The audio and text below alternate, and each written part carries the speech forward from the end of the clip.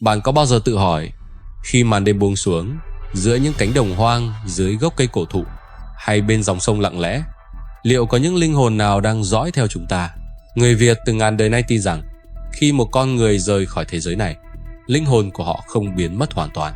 Có những linh hồn siêu thoát, nhưng cũng có những linh hồn vương vấn, lang thang, trở thành ma quỷ để ám ảnh người sống. Từ Bắc chí Nam, ở bất kỳ vùng miền nào, ta cũng nghe những câu chuyện ma quái được truyền miệng qua nhiều thế hệ. Người lớn kể cho trẻ con để răn dạy, để dọa nạt. Người đi đường xa kể lại để cảnh báo lẫn nhau. Những câu chuyện ấy vừa khiến ta rùng mình, vừa gieo một nỗi sợ âm ỉ ăn sâu vào tâm thức. Trong kho tàng dân gian Việt Nam, có vô số loại ma khác nhau: ma chơi, ma đói, ma gà, ma só.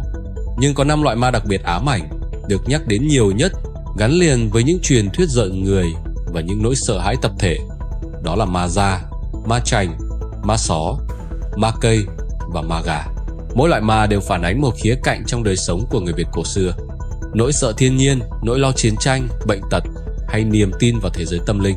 Và qua hàng trăm năm, chúng không chỉ là truyền thuyết mà đã trở thành một phần ký ức văn hóa. Trong video hôm nay, chúng ta sẽ cùng nhau bước vào hành trình khám phá. Tôi sẽ kể lại những câu chuyện rùng rợn, những truyền thuyết ám ảnh và cả những góc nhìn khoa học lý giải hiện tượng. Nhưng hãy nhớ, top 1 trong danh sách này mới thực sự là nỗi ám ảnh lớn nhất. Và tôi tin rằng khi nghe xong, bạn sẽ không dám đi một mình ra bờ sông vào ban đêm nữa. Trước khi bắt đầu, hãy chuẩn bị tinh thần, vì có những chi tiết khiến bạn lạnh sống lưng, và có những câu chuyện đến nay vẫn chưa ai lý giải được. Vậy, bạn đã sẵn sàng chưa? Chúng ta bắt đầu với loại ma đầu tiên, top 5, ma cây, linh hồn trú ngụ trong cổ thụ. Trong văn hóa Việt Nam, cây cối không chỉ là bóng mát, là nơi nương tựa, mà còn là chốn trú ngụ của linh hồn. Người xưa tin rằng những cây cổ thụ, đặc biệt là cây đa, cây gạo, cây đề, thường có ma quỷ ngự trị, và thế là hình thành nên loại ma mang tên ma cây. Người ta thường dặn tránh ngồi dưới gốc cây đa ban đêm. Vì sao? Bởi dưới gốc cây ấy, người ta tin rằng có vong hồn trú ngụ. Đêm xuống, nếu ai vô tình đi qua, dễ bị ma cây ám, hoặc thậm chí bị dẫn dắt đến chỗ lạ mà không thể quay về. Một số truyền thuyết còn kể rằng có những người chặt cây cổ thụ bị ốm liệt giường, có kẻ thậm chí mất mạng. Dân gian giải thích đó là vì động đến nơi trú ngụ của ma cây, bị ma báo oán. Ở làng quê Việt Nam, nhiều cây đa đầu làng trở thành biểu tượng. Người ta vừa thờ cúng vừa sợ hãi. Ban ngày, đó là chỗ nghỉ chân mát mẻ, nhưng ban đêm, gốc cây đa ấy bỗng trở thành nơi đáng sợ, gắn với chuyện bóng trắng thấp thoáng, tiếng cười rít qua tai, hay bóng người treo lơ lửng. Khoa học có thể giải thích rằng cây cối lớn thường thu hút chim muông, côn trùng, ánh sáng lập lòe qua tán lá, dễ khiến người đi đêm sinh ảo giác. Tiếng gió rít qua cành cây có thể khiến ta tưởng đó là tiếng thở dài hay tiếng gọi ma quái. Nhưng tại sao những câu chuyện chặt cây bị ma vật lại lặp đi lặp lại ở nhiều nơi qua nhiều thế hệ? Phải chăng đó là cách dân gian dăn dạy con người biết tôn trọng thiên nhiên? Hay thật sự trong những gốc cây cổ thụ ấy có một thế giới vô hình tồn tại song song với chúng ta? Ma cây vì vậy đứng ở vị trí top 5 trong danh sách. Nó không đáng sợ như những loại ma khác, nhưng lại gieo vào lòng người nỗi ám ảnh lặng lẽ. Bởi ở bất cứ vùng quê nào vẫn còn đó những gốc cây cổ thụ mà người dân kiêng kỵ, không dám chặt, không dám bén mảng vào ban đêm.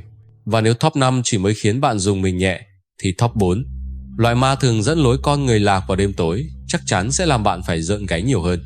Top 4, ma chành, hồn ma dẫn, người lạc lối giữa đêm tối. Nếu ma cây gắn với nỗi sợ thiên nhiên, thì ma chành lại gắn với nỗi sợ lạc lối. Trong dân gian Việt Nam, ma chành thường được mô tả là hồn ma lang thang ngoài đồng, trên những con đường vắng. Khi đêm xuống, nó xuất hiện để dẫn dắt con người đi lạc, vòng quanh mãi không thoát ra được. Ở vùng Đồng bằng Bắc Bộ, nhiều người già kể lại, những đêm đi làm về muộn, họ nhìn thấy một ánh lửa lập lòe giữa cánh đồng.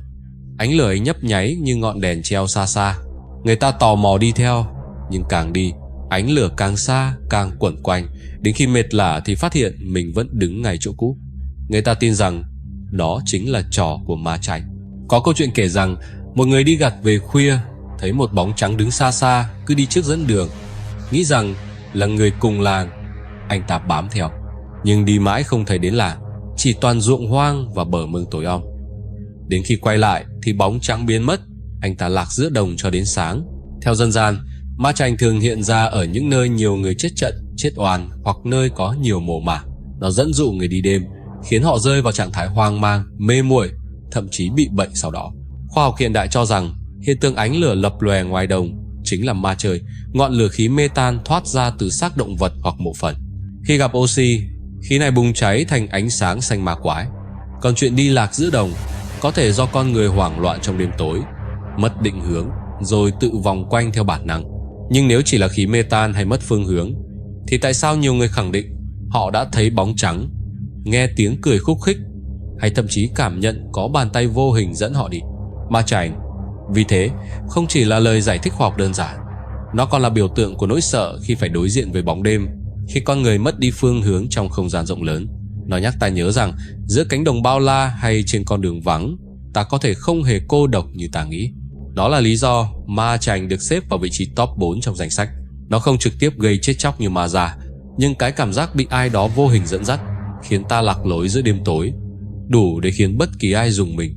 Và nếu bạn nghĩ rằng ma chảnh đã đáng sợ, thì hãy chuẩn bị tinh thần, vì top 3, ma gà, loại ma ám vùng núi, còn rùng rợn hơn nhiều, bởi nó không chỉ dọa nạt mà còn có thể điều khiển con người. Top 3, ma gà, loại ma khiến con người mất kiểm soát. Nếu ma cây gắn với nỗi sợ thiên nhiên, ma chảnh gắn với nỗi sợ lạc lối, thì ma gà lại là loại ma gắn với sự ám ảnh tâm linh vùng núi. Nó không chỉ khiến người ta sợ hãi, mà còn gieo vào lòng người nỗi bất an về sự kiểm soát chính bản thân mình. Trong đời sống của nhiều dân tộc thiểu số ở miền núi phía Bắc Việt Nam, ma gà được nhắc đến như một loại ma vô cùng nguy hiểm. Người ta tin rằng ma gà thường trú ngụ trong những con gà mái. Khi đêm xuống, nó thoát khỏi thân xác con gà, hóa thành linh hồn đi lang thang và ám vào con người. Có truyền thuyết kể rằng khi một người bị ma gà nhập, họ sẽ trở nên hốc hác, xanh xao, đôi mắt vô hồn, ăn uống không ngon miệng. Nguy hiểm hơn, họ như bị thôi miên, chỉ nghe lời kẻ đã nuôi ma gà. Người ta nói, có những gia đình dùng ma gà để yểm đối thủ, khiến kẻ kia mê muội, bệnh tật, thậm chí kiệt quệ rồi qua đời. Trong dân gian, ma gà còn gắn với những câu chuyện tình ám ảnh. Có người đàn ông bị ma gà ám đến mức bỏ bê gia đình, chỉ say mê chạy theo một bóng hình trong ảo giác. Có phụ nữ bị ma gà khiến cả ngày chỉ thẫn thờ, mơ mơ hồ hồ như sống trong một thế giới khác. Về mặt khoa học, nhiều nhà nghiên cứu cho rằng hiện tượng này có thể liên quan đến tâm lý ám thị và bệnh lý thần kinh. Khi con người tin rằng mình bị yểm bùa hoặc bị ma gà nhập, cơ thể sẽ phản ứng, sinh ra triệu chứng giống hệt như bị ma ám. Đây là hiệu ứng tâm lý mạnh mẽ, khiến nhiều người tin chắc rằng ma gà tồn tại. Tuy vậy, những câu chuyện về ma gà vẫn phổ biến đến tận ngày nay. Nhiều người vùng cao vẫn tránh nuôi những con gà mái lạ, đặc biệt là gà mái đẻ trứng không bình thường, vì sợ đó là ổ của ma gà. Có những thầy mo, thầy cúng chuyên nhận lời đuổi ma gà, làm lễ, đọc bùa, và người bị ám sau đó lại khỏe mạnh như chưa từng có chuyện gì. Vậy ma gà thật sự tồn tại, hay chỉ là sản phẩm của niềm tin và sự ám thị tập thể? Không ai có thể khẳng định. Nhưng chính sự mơ hồ ấy lại khiến ma gà trở thành một trong những loại ma đáng sợ nhất, vì nó có thể biến nỗi sợ vô hình thành hiện thực, biến con người thành cái bóng sống mà không ai có thể lý giải. Và đó là lý do ma gà được xếp vào vị trí top 3 trong danh sách những loại ma rùng rợn nhất dân gian Việt Nam. Nhưng hãy chờ đến top 2, loại ma bị cho là có thật, bị nuôi nhốt ngay trong chính ngôi nhà con người, và ai vô tình nhìn thấy nó thì thường khó thoát khỏi cái chết. Đó chính là ma só. Top 2, ma só, hồn ma bị nhốt trong góc nhà. Trong tất cả những loại ma dân gian, ma só có lẽ là thứ gắn liền với nỗi sợ và sự ám ảnh nhất trong đời sống người Việt, đặc biệt là ở nông thôn. Người ta tin rằng ma só không chỉ là hồn ma lang thang, mà còn là loại ma bị nuôi nhốt bởi chính con người. Theo truyền thuyết, để nuôi ma só, người ta sẽ chôn một cái hũ sành dưới góc nhà, bên trong có xương cốt, thường là của một đứa trẻ chết yểu. Hồn ma bị nhốt trong đó, không thể siêu thoát, mãi mãi bị trói buộc để phục vụ gia chủ. Người ta tin rằng ma só có thể canh giữ nhà cửa, bảo vệ của cải, thậm chí báo mộng cho chủ nhân biết khi có kẻ xấu xâm nhập. Nhưng đi kèm với sự hữu ích ấy là một nỗi kinh hoàng. Ai vô tình nhìn thấy ma só thì khó lòng thoát chết. Người ta kể rằng ma só thường hiện hình thành bóng đen nhỏ bé, đôi mắt đỏ rực trong bóng tối. Nó ngồi thu lu ở góc nhà, nơi ánh sáng khó chiếu tới. Ban ngày không ai thấy gì, nhưng ban đêm nếu lỡ bước qua góc ấy, bạn có thể cảm thấy có ai đó đang nhìn chằm chằm. Một số câu chuyện dân gian kể rằng có kẻ trộm lọt vào nhà có nuôi ma só. Đêm ấy hắn nghe tiếng thì thầm lạ lẫm, rồi nhìn thấy một đứa trẻ ngồi co ro trong góc, đôi mắt sáng quắc.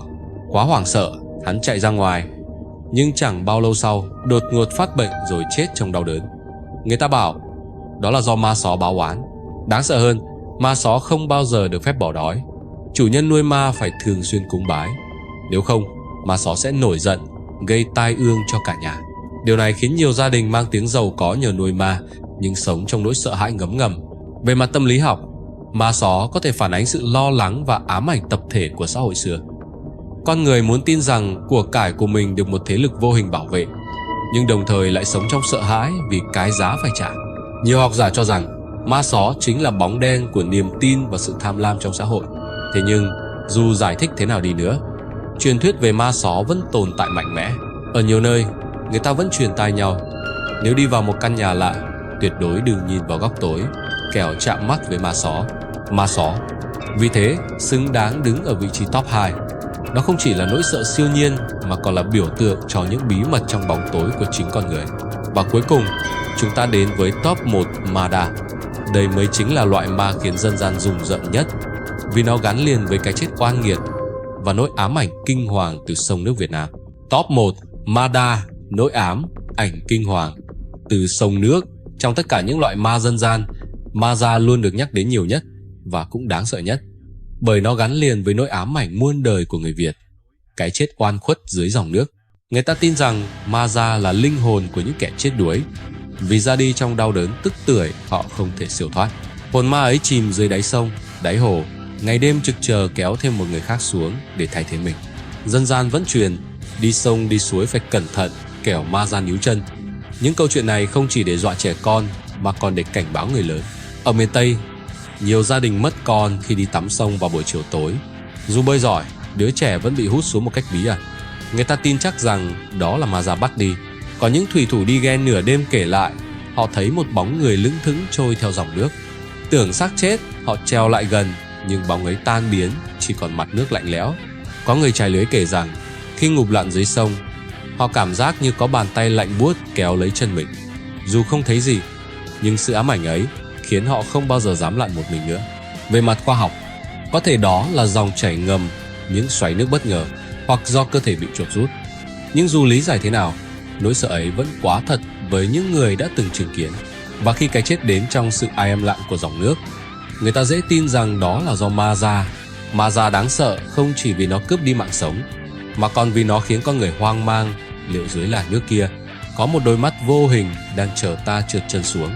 Và chính vì sự gắn bó với nỗi sợ phổ quát ấy, ma già được xem là loại ma rùng rợn nhất trong dân gian Việt Nam.